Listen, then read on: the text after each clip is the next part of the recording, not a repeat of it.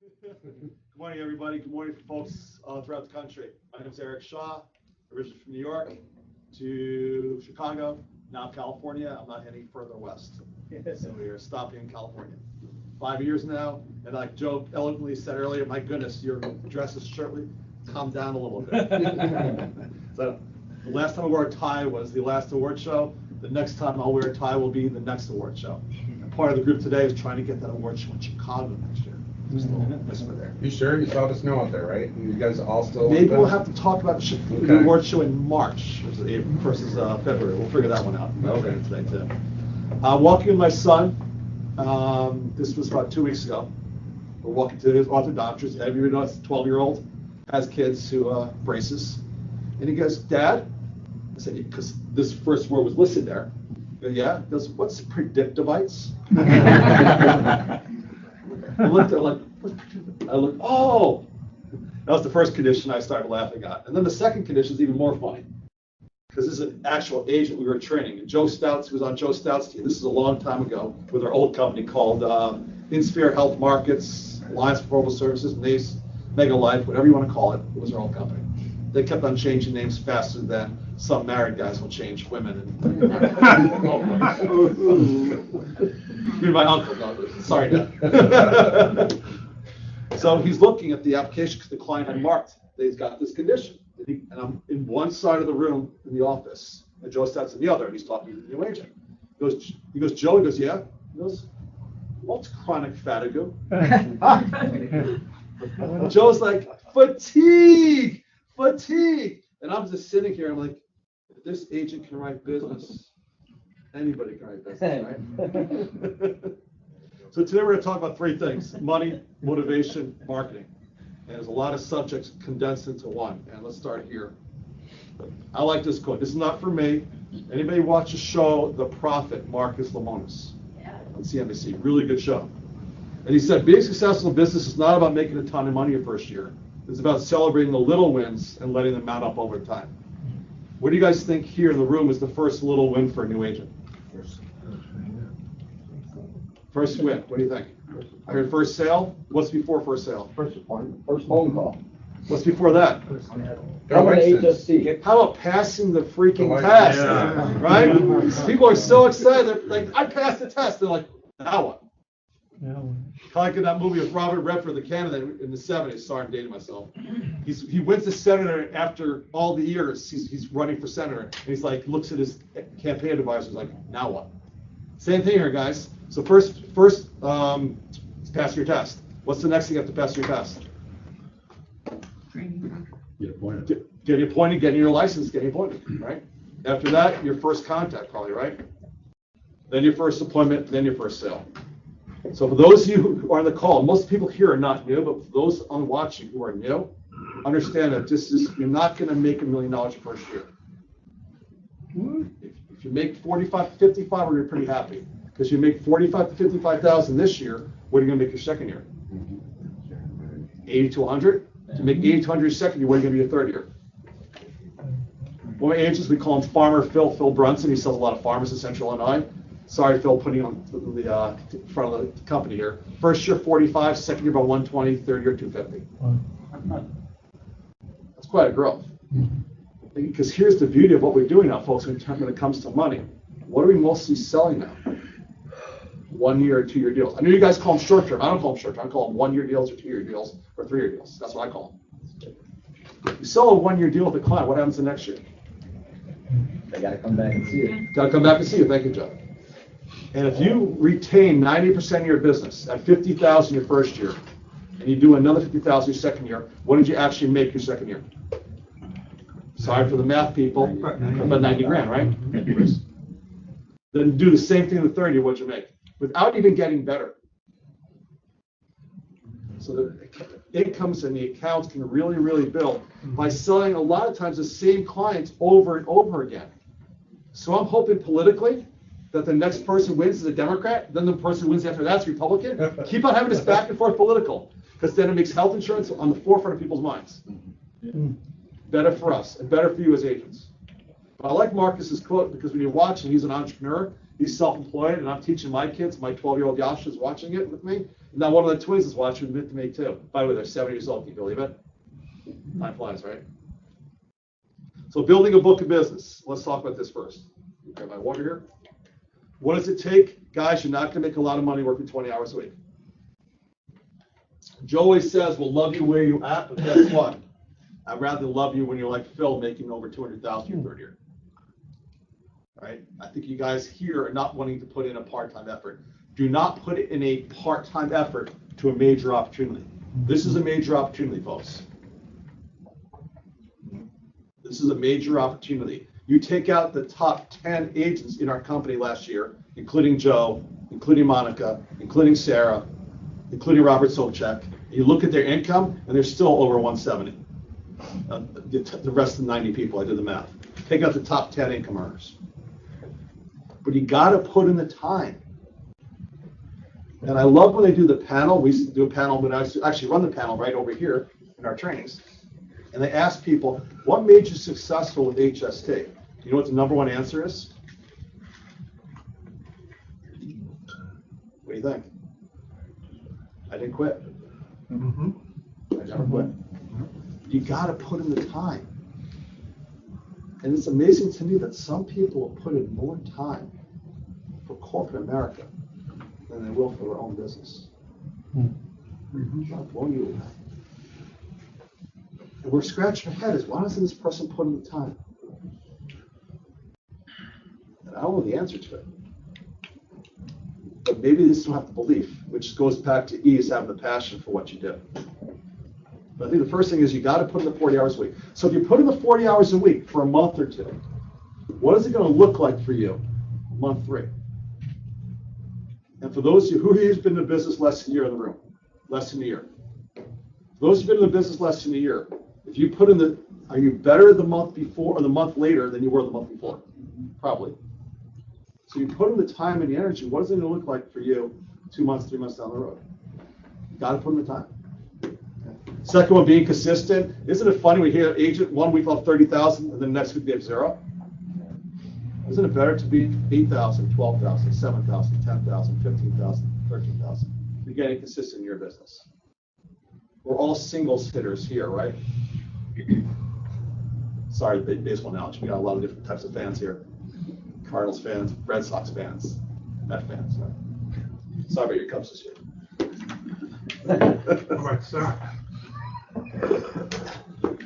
But being consistent, yes. Every week, write an app. Or an old city, you can write it down. Don't zero out. Every week have business. Even if you're new, every week have business. Third thing, be creative. All right, and this is going to go back to the next slide when we talk about marketing, but you have to have an idea of thinking, which goes part of thinking outside the box, which we kind of put in, we took out. It's kind of the same thing. You got to think differently. Do you want to be the everyday agent? Yes, hello, this is Eric Shaw with Healthcare Solutions Team. I'd like to speak to. No, who wants to deal with that person? And part of thinking out the box was Phil Brunson following the farmers, selling to farmers in Central Illinois, visiting farmers in jeans and a sweater to get clients. Stephanie Prayer on our team dealing with realtors. 60 to 70% of our business from the housing market. You know how many leads these people call?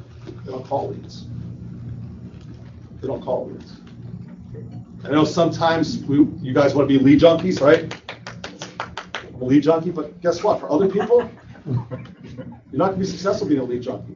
Some of you guys have a great face for phone sales.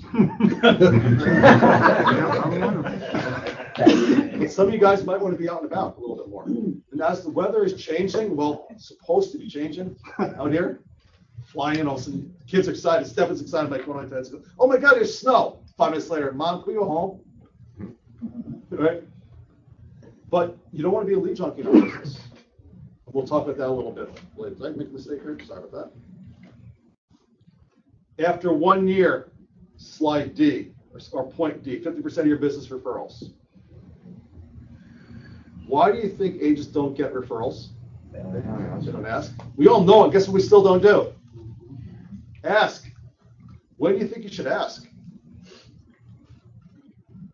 What do you think you should ask? What do you think? On the close. How about simply this? Hey, Monica, I'm going to go through the plan. If everything makes sense, it's going to be affordable. We're doing an application today, and you have to submit money to the insurance company. And I'm also going to ask you, Monica, when we're done, is who else you know that's self-employed? Did I ask her at the end? When did I ask her? On the trial close, on the pre-close, in the middle. Oh, Monica, I'm going to need about 10 names for you to, or self-employed. Go grab your cell phone. I'm just teasing, Monica. Give me 5, it's fine. But think if after 1 year in this business, and some of you guys are over 1 year, if 50% of your business is not referrals, I suggest you get it there. This is fun. I bet you Phil Brunson gets a lot of farmers referring other farmers. Yeah. Those guys are tight. Yeah. And if you sell a lot of restaurant owners, maybe other restaurant owners. So, and part of it for myself was finding a niche. Phil was farmers, Stephanie was realtors, mine was restaurant owners. My leader's name was Jim Dawson from Arkansas. Some of you guys in the old company know the name, right, Scott? And Jim was like, hey, bud, I got some leads for you. And I was 28, 29. I was new at the time. He gave me leads for 24 and 25-year-old girls. He goes, go sell them or date them, one of the two. So, take these girls out to a date, nice restaurant. After the date, I talked to the owner about what I did. Maybe part of the reason I had too many second dates with these girls is probably embarrassing after the first date, right? So I'm starting to date with my wife, my future wife, Natasha. We're on our 3rd date. We're in Chicago on Division. No worries. We're on Division and Damon in Bucktown Worker Park. Our 3rd date is Friday night. The restaurant is crazy busy. My wife was with in the United States about 5-6 years. I did not, fly her in. That's what some of you guys might think from Russia, from Latvia. So we start dating. The 3rd date, restaurant's crazy packed. Giovanni's the owner. I sold him about two weeks ago. Eric, come in. I got a great table for you. And about a month before we started dating, she was watching the movie Goodfellas. Remember Lorraine Bracco, Ray Liotta? We sit down, nice table, great table, it's crazy busy. She looks at me, she says, Eric? I said, yeah. Is what you do legal? But my niche was restaurant owners. You got to find your niche. You got to find the people that you want to deal with. It might be restaurant owners. It might be gentlemen's clubs. Right, Joe? Whatever it is, you're going to be your niche. Focus on clients. By the way, they have money too. They just might give you money in dollars. You have to get a money order. That's okay. I have sold strippers before, and I was training a new agent. And I'm not allowed to talk. You just thought I was bad. I was training an agent, and the owner said, check with the girls upstairs. And it was a new agent's best day ever. We'll leave it at that. Okay, the training's over. Thanks for coming. Next point, being passionate about what you do. No one wants to deal with the wet noodle. You guys ever shake a hand if someone has a wet noodle hand? Is that fun? You gotta be passionate about what you do. We're health insurance professionals. We do a good job with it. We help our clients, do we not? You gotta have the excitement and passion about what you're doing. No one wants to deal with the person, hello, is Beata there? Beata, this is Eric Shaw. You don't want to buy health insurance, do you? No, I didn't think so. Who wants to deal with those people? No. And the last point I put here on building book business is be the guy or the woman that everybody wants to deal with. You want to be the guy. When you're driving on Damon or on Western toward the United Center, it said, we're the guy. They're the ticket guy, right? You want to be the health insurance person. You want to be the person that people want to deal with. Which brings up to a very important thing. You guys have seen this before on the orientation of our company. How can you be creative? Doing a whole bunch of different things here. I don't have time to go through all these in detail. We're going to touch some key points here. We'll touch some key points. By the way, it's leads on the thing here of the 8. No. And we all know what social media means. And let's talk about referral groups for a second. Anybody ever heard of BNI or LaTip? Yeah. Is anybody a member of their referral group? When I was in the field every day, 25% of my business came from my referral group. Hope it's working for you. And after 2.5 years, you get to leave your referral group to join a different one. Please do. Sometimes they get a little stale. Referral groups, BNI and LaTip, are 2 big ones. BNI stands for Business Networking International. And LaTip is called LaTip International. You can just Google. It's a really cool website called Google, and you can put in referral group in your city, and you'll find one. By the way, some are free. And if you're a newer agent, what can you do with that money that you spend in the referral group? What can you do? Use what? Your marketing amounts. So maybe that referral group is $500, only costs you $250. Sphere of influence. Anybody know what that is? Anybody here know what that is? Nobody? People around you. People you know. Is it friends and family? Not necessarily.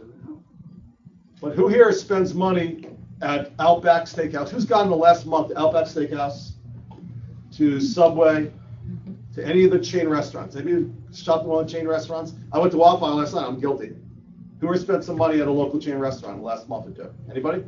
Where'd you go? Where'd you go, Joe? I go to Subway. Okay. Might I suggest you guys start spending money at a local little mom and pop place versus a Subway or a chain restaurant, and pitch to the owner after you're done? That's sphere of influence. They see your face once a week, you can sell them. Who here gets their nails done? Besides Ted, who else gets their nails done? Do you go to the same nail salon every time? Who here goes to the bars at night? Can't you go bar hopping and start selling new clients? Different restaurants, different bartenders? My point is, if we spend money with somebody, it gives us the opportunity to see if they want to spend money with us. Because here's the phone call. Let's use your first name, sir? Vito. Vito? Yeah. Okay. Vito's a realtor. My sister dealt with Vito, and Vito sold her house a year ago. And here's Vito's message. Hi, you've reached Vito with Call Banker. I'm able to take your call right now. Please leave me your name and number. I'll get back to you in 24 hours. Beep. Hey, Vito. We got a phone call on. Hey, Vito, it's Eric Shaw. Yeah. My sister, you helped her with her home last year. Please give me your name and please give me a call back. Beep. Well, hang up. What's the chance Vito call me back? 100%. Why is Vito going to call me back? He thinks it's business. He thinks it's business. So now, Vito, you call me back. We'll role play. Ring, ring. Hi, this is Eric. Hi, Eric. Calling to find out what it is that you want. Would a realtor say that? Let's go back. What do you think a realtor would say? Come on, try Vito. Come on. Don't need to put you on the spot. All right. Hi, Eric. Are you interested in any homes? Yeah, you helped my sister last year, Vito. I wanted to tell you what I do. Sure. Yeah, I do medical insurance, Vito, for independents and self-employed. I have two quick questions for you. Do you pay for your own health insurance? I do. Okay. Did you hear about all the changes that are going on with health insurance to make it more affordable for self-employed people? Actually, not so much, because this is something that my wife takes care of. But be it as it may, what's the chance of Vito being nasty to me? 0. Why would Vito not be nasty to me? So for those of you who are on the call today or here today that are pretty new, might I suggest you write a list of the names and numbers of self-employed people that you spent money with in the past 10 years that are a pretty good soft approach for you to just try when you're new, and they're never going to be rude to you. Because some of the thing is, when you're a new agent, you feel like, oh my God, I'm bothering people, or they're going to be rude to me or mean to me. You think the referral people are ever going to be mean to you or rude to you? No way. Because if he was mean to me, guess what I'm going to tell my sister? The realtor was a jerk. So for those of you who are new, understand is that your sphere of influence, the place to go to your nails, your hair, the local sandwich shop, the dog grooming place of a dog trainer, all these people that are self-employed. That's your sphere of influence. Not your friends and family, but you can ask your sister. You can ask your sister, does she live here? By the way, who lives in Illinois for over 10 years? Here. Okay, most people here, right? I've been asking the same question. Yeah, we're going that direction too. So if you look at the last 10 years, who here has family or close friends that live here 10 years or more? Can't you ask your sister, who was your home appraiser? Who was the home inspector when you bought your place? Who was the roofer? Who was your plumber? And then give that person a call? Is that better than a lead through LeadMaster? I think so. Cheaper. Cheaper too. And getting back to this point here, I'm building a book of business. Who do you want to focus on? You want to focus on somebody who's just lost a job, or you want to focus on that self-employed roofer? Who's going to keep their insurance longer, folks? So if you build the part of the thing I did not put here, it's building a book of business, focusing on self-employed, small business owners, independent contractors, because your retention of your business is going to be much higher than if you're selling somebody who gets a job 6 months later, and guess what they do? They cancel their health insurance because now they have a full-time job. So that's called sphere of influence. Let's talk about chamber shows. McCormick Place, One of the Kind Center at the Merchandise Mart. My wife, when she worked in the Merchandise Mart, we paid our entrance fee. It was $7. There's all these one-of-the-kind trade show people. By the way, when's the next one-of-the-kind show here? It's probably coming up soon. Hopefully, a couple of you guys will be here. Go to the one-of-the-kind show. Instead of sitting on a booth, you grab all the business cards of the people at the show that are licensed in the states that you are. And then here's the phone call. Ring, ring. Hello, is Bruce there? Yeah, Hey, Bruce, this is Eric Shaw. We met at the one-of-the-kind show. I don't remember you. He's not going to say that. You guys are not thinking like customers. You're thinking like salespeople. What is he going to say? Oh, yeah. Oh, yeah. Oh, yeah, we What can I met do there. for you? Because why does he think I'm calling? You want You want to buy. something. Your customers are like that. We met at the one-of-the-kind show. Hey, I know, Bruce, you're really busy. We get a chance to talk. I do medical insurance for self-employed people. I got 2 quick questions for you. Do you pay for your own health insurance? I do. That's the first good one, right? Hey, by the way, Bruce, you hear about the changes that are going on with health insurance to make it more affordable for self-employed? No, Eric, tell me all about it. We might not say that. We might say, hey, Eric, I don't have time right now. Can you give me a call back at a later date? Or I'm getting creamed, or you can't help me. Whatever it goes. But that's a lead. By the way, I do work trade shows. Yeah. And I get the 3x5 cards, and I go out and I grab their cards and I leave mine behind, and yeah, I pick the Works very well. business. Yeah. So I told my wife, we're at the one-of-the-kind trade show. I said, sweetie, Natasha, for every business card you get me of self-employed people that I sell, I will buy you jewelry. My wife's not a salesperson, but I never saw her move so fast. Got 4 deals from it. Got her a nice piece of jewelry from Roberta Point. So trade shows think very well. Chambers of Commerce. Who here's a local member of the Chamber of Commerce? If you're going to be part of your Chamber of Commerce, guess what you do? You cry broke. How much is the membership here? Oh, it's $175. Oh, man. I'm just starting out, though. I don't know. Well, Mr. Shaw will let you have it for $75. I was making a lot of money. I just tried to cry broke. But Chamber of Commerce, they have what? Meetings once a month? Join other chamber members. They work very well. And by the way, getting back to BNI and LaTip, what percentage of these groups have realtors in their groups? 100%. 100%. What percentage of these groups have loan officers in their group? What percent of these groups have financial planners in their group? What percentage of these groups have health insurance in their group? 20 to 25%. Isn't that amazing?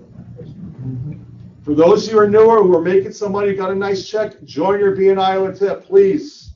It's worth it. It's a great investment. You're only paying half. Use your marketing dollars. Sorry, got on a tangent there. Walk and talks, my favorite. I was new in the business, and I lived in an area called not Wicker Park. I was living in an area called, got this ready, Wrigleyville. What is Wrigleyville next to? Another area in Chicago. I'll give you a hint. That dumb. Boys Town. Yes, thank you. We live right next to Boys Town. And my trainer said to me, Eric, go market in your own local community. I said, sure. Hey, how you doing? My name is Eric Shaw. I represent an association called the Alliance for Affordable Services. We pull together self-employed people to drive down the cost of health insurance. Talk to the owner or not. So I'm walking on an area on Belmont and Halstead area, which is predominantly gay. I don't care. Walk in there and there's a bar. Walk into a bar. It was kind of a progressive bar, shall we call it. Hey, how you doing? Is the owner there? Well, He's not here. Well, I represent an association called Alliance for Affordable Services. By the way, this is before my old company. We pulled together self-employed people to drive down the cost of health insurance. Can I get his name and number? I'll give him a call back at a different time. I'm like, I'm leaving this area. I'm going to go on Sheffield and Belmont by the train station. This is 3 hours later.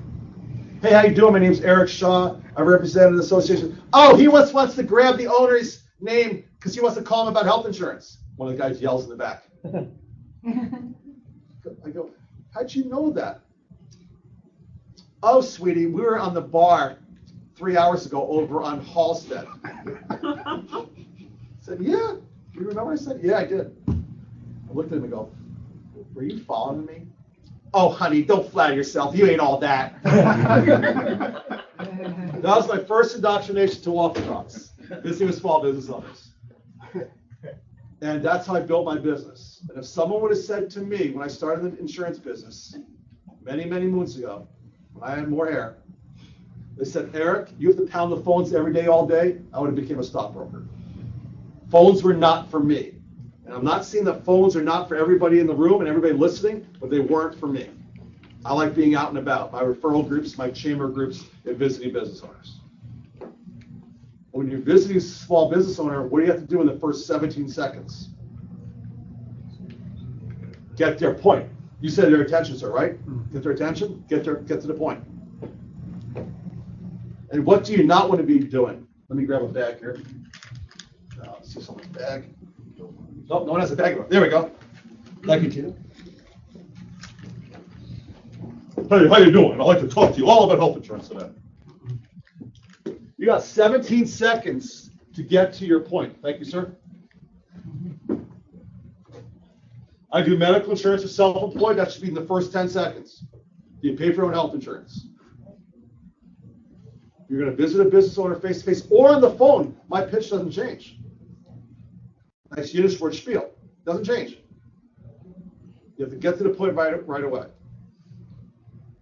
You have 17 seconds to get to the point. In New York, you have 5 seconds. What are you selling? Drugs and protection. Nice. We are selling drugs and protection, aren't we? In Chicago, you might have 12 seconds. In Rockford, you might have a minute and a half.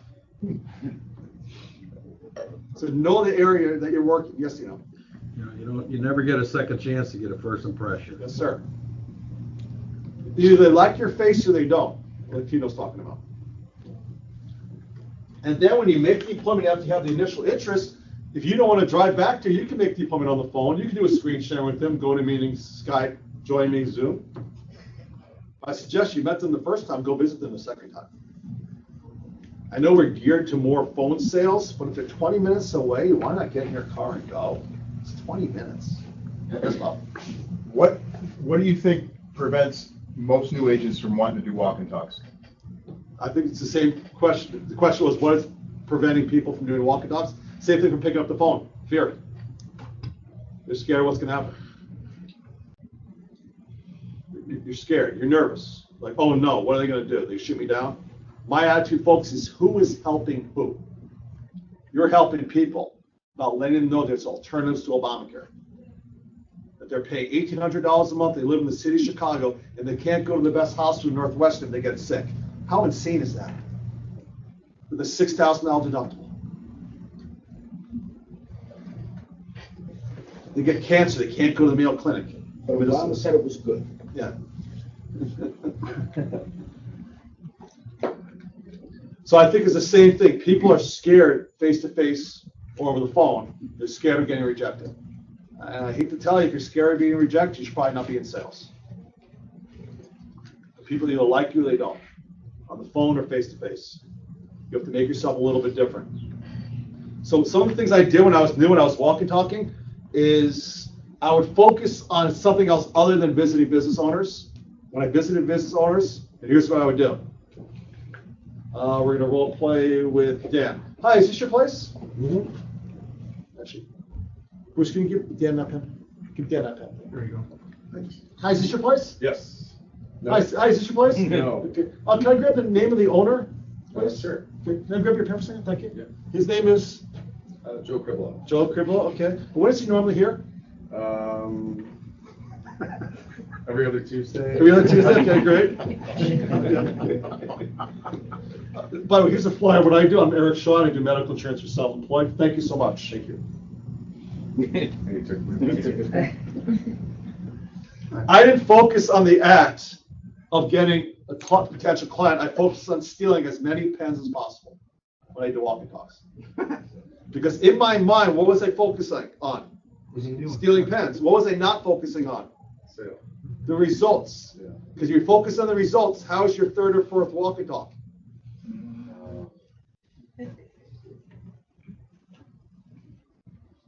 How you doing? Is this your place? Who wants to deal with people like that? We don't deal with the wet noodle. No one wants to deal with someone who's walking in there who you're like going to kick out as soon as you see their face or their attitude. Who here has children here? Those who have kids who could talk on the phone. Who has kids that actually could talk back to you on the phone? Because your 2-year-old's probably not going to. And you have kids that could talk on the phone, right? Do you know in the first 5 seconds, if you're on the phone with them, whether or not the kids are having a good day or a bad day? Right? So can't your clients know if you're on the phone or face to face, whether or not you're having a good day or a bad day? And if you're having a bad day or you're sick, what should you not be doing? Talking to customers. Maybe put out flyers that day. Maybe at 8 o'clock in the morning, you go to a Home Depot and you put out some flyers of some of the cars, because guess who's shopping on a Monday at 8 o'clock in the morning? Contractors. Maybe put some flyers at the Jewel Osco, the Rouse, the Dominic's, whatever, Mariano's, whatever stores around in your area, Kroger's, Myers. But those of you who think that you're as good on the phone after getting rejected the first hour, you're talking like this. That's your attitude after the first hour. You're getting beat up. Get off the damn phones. Excuse my French. Yes, Beyond, I've said worse than that. But I think that people who just say to themselves, man, I'm gonna make phone calls 8 hours in a day. How can you do that? And part of one of the things here that another thing I did not put down is creating a map of life, a business plan, a marketing plan. Because when you ask Marcus Lemonis, the 3 Ps, guess what they are? And we know the 3 Ps of Marcus Lemonis? People, product, process. We have the people in place, we have the products in place, but a lot of you guys don't have a system to follow, a marketing process. A process of what you're going to do the next day. So I think that part of the thing is that you have to put in your time with your walking calls. You got to put in your time with the phone calls. Next thing here, passive marketing. Anybody ever seen on the signs on the side of the street, for $1,500 a month, tell me how, lose weight fast? What are the signs you guys see on the streets? Buy houses. Buy houses. We buy houses. Thank you. Health insurance. Can't you put in a sign, health insurance? Yep. I'm training a new agent. He had bought some signs. He was so excited, and I'm training him. 2 weeks later, we're out in the field, and he opens up his trunk, and all his signs are in the trunk. I said, "You're making a lot of money with those signs in the trunk, aren't you?" If you're wondering where to put signs, put them up where other people put their signs. You don't have to worry about any local ordinances. That is passive marketing. Who here is a member of the local church or temple or mosque? You ever look at to see how much it would cost you to join the, not join the church, but the bulletin of the church? They have church bulletins, do they not? Especially the bigger churches, bigger temples do. Pretty inexpensive.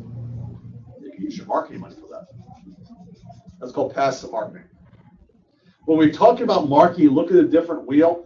Do something other people are not willing to do. Be the person that people want to deal with. And don't just give up so easily. It's part of sales. Oh yeah, I got health insurance already. Really? How do you like overpaying for your health insurance? Are they expecting you to ask that question? Right. No? What do you mean? How do you know I'm overpaying? Because you have an Obamacare plan, don't you?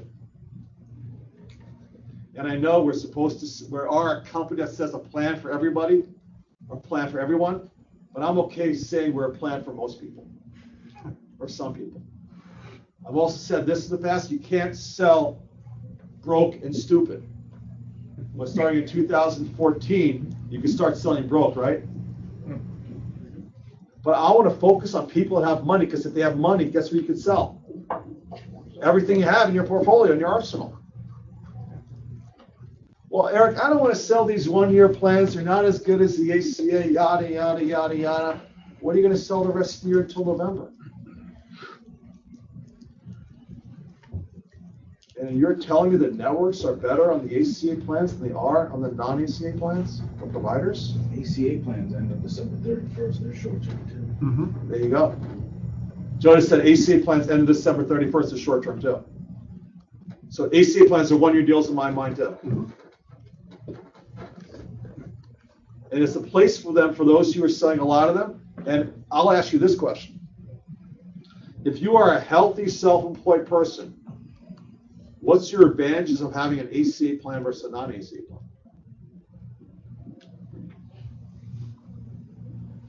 Have your colonoscopy paid for? Maybe. I don't see any advantages for a self-employed, healthy person. And if you had a crystal ball, Mr. Klein, that nothing over $5,000 would ever happen to you, would you ever buy health insurance? It's another good question. You might want to write it down. If a crystal ball and nothing over $5,000 would ever happen to you, would you want to buy health insurance? Probably the answer is no. That's pretty good. That's a really good question. That's awesome. Yeah.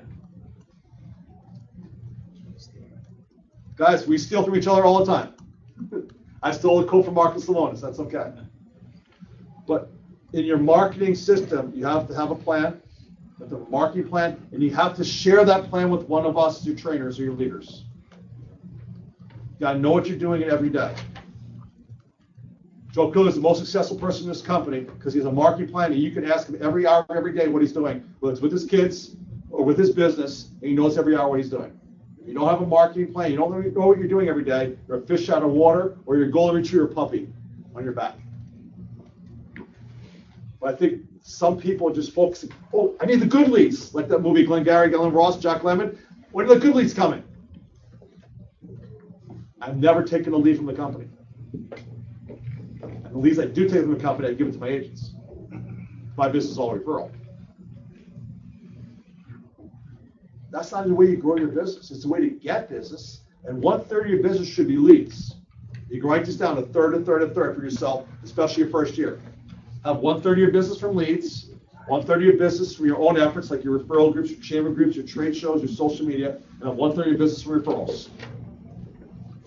The second year, it should be 50% referrals, and then 25% leads, and 25% your other marketing efforts. It should not be 90% leads your first year, folks. Can it be? Yeah, if you're really freaking good. But do you want to compete against the Monicas, the Joe Stouts, the Robert Sobchaks of the world, who are awesome in their business? Probably not. So my mindset is the reason why we talk marketing is to get yourself to think out of the box a little bit and say to yourself, okay, I want to get more clients. How do I get more clients? Well, doing things other people are not willing to do. Like Robert's question before, do you want to get rejected? No, we don't want to get rejected, but we're helping people and trying to put them in a better situation.